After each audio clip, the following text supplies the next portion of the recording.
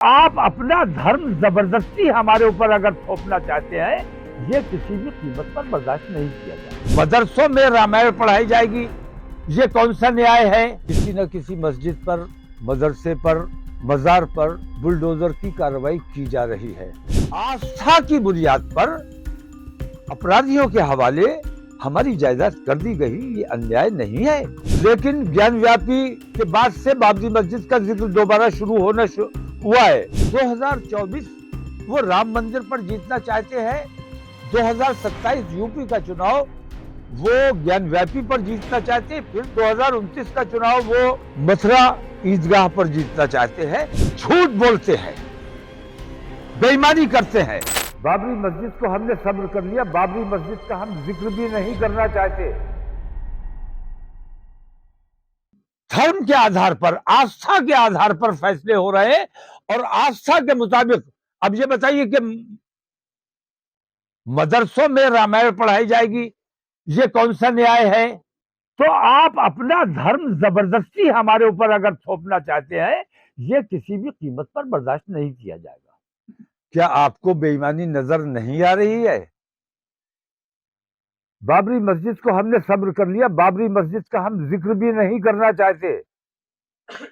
लेकिन ज्ञानव्यापी के बाद से बाबरी मस्जिद का जिक्र दोबारा शुरू होना हुआ है। हम ज्ञानव्यापी का जिक्र नहीं, हम बाबरी मस्जिद का जिक्र नहीं करना चाहते, सिर्फ इसलिए कि कानून हमारा और हमारे देश की अदालतें बदनाम होती है। बाबरी मस्जिद के सिलसिले में जो बेईमानी की, हमने सब्र कर लिया कि किसी सूरत से फसाद खत्म होना चाहिए। फसाद खत्म होने की नियत से उन तमाम बेईमानियों को बर्दाश्त किया। उन्होंने हमारा बाबरी मस्जिद पे हक भी माना, हमारी मिल्कियत मानी, और उन दूसरे पक्ष के मूर्तियां रखने को अपराध माना, उन्होंने विध्वंस को अपराध माना, सब कुछ अपराध माना। अपराधियों के हवाले, आस्था की बुनियाद पर अपराधियों के हवाले हमारी जायदाद कर दी गई, ये अन्याय नहीं है। इस अन्याय को हमने इसलिए बर्दाश्त किया कि हम अपने मुल्क में फसाद नहीं चाहते थे।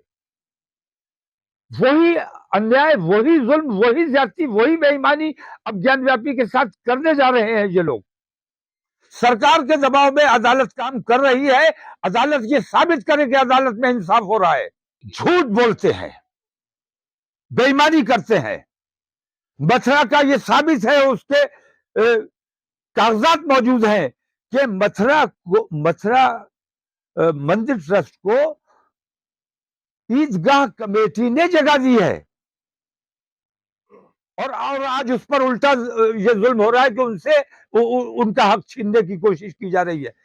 ये तमाम चीजें असल में, मैं बार बार ये बात कहता हूं कि ये तमाम चीजें असल में इसलिए हो रही है कि देश में राजनीति की जा रही है, चुनावी फायदा हासिल करने के लिए 80-20 का खेल बनाया जा रहा है। और 2024 वो राम मंदिर पर जीतना चाहते हैं, 2027 यूपी का चुनाव वो ज्ञानव्यापी पर जीतना चाहते हैं, फिर 2029 का चुनाव वो मथुरा ईदगाह पर जीतना चाहते हैं।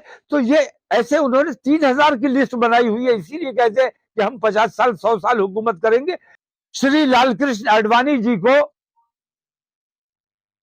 भारत रत्न दिया जा रहा है, ये इस बात का सबूत है कि जो जितने कत्ल करेगा, जो जितनी बेईमानी करेगा, जो जितनी लूट करेगा, जो जितना देश को नुकसान पहुंचाएगा, जो देशवासियों को जितना नुकसान पहुंचाएगा, उसे उतना बड़ा सम्मान दिया जाएगा। जिस किस्म का माहौल विश्व हिंदू परिषद और बजरंग दल हिंदुस्तान में बना रहे हैं, ऐसा महसूस होता है कि वो किसी भी हालत में मुल्क में फसाद करना चाहते हैं। सरकार की पूरी सरपरस्ती उन्हें हासिल है,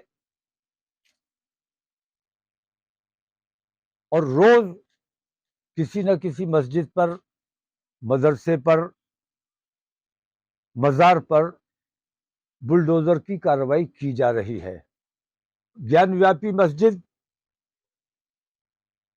चूंकि मशहूर है, आप लोगों की नजर में है, आप लोग उस पर चर्चा बार बार कर रहे हैं, इस वजह से ज्ञानव्यापी, वरना ऐसी कितनी मस्जिदें हैं, कितने मजार हैं, कितने मदरसे हैं जिन पर रातों रात खामोशी से बुलडोजर चला दिया गया और उनको मस्मार कर दिया गया, उनका कहीं आपने चर्चा नहीं किया क्योंकि वो लोग नहीं चाहते थे कि उनका चर्चा हो।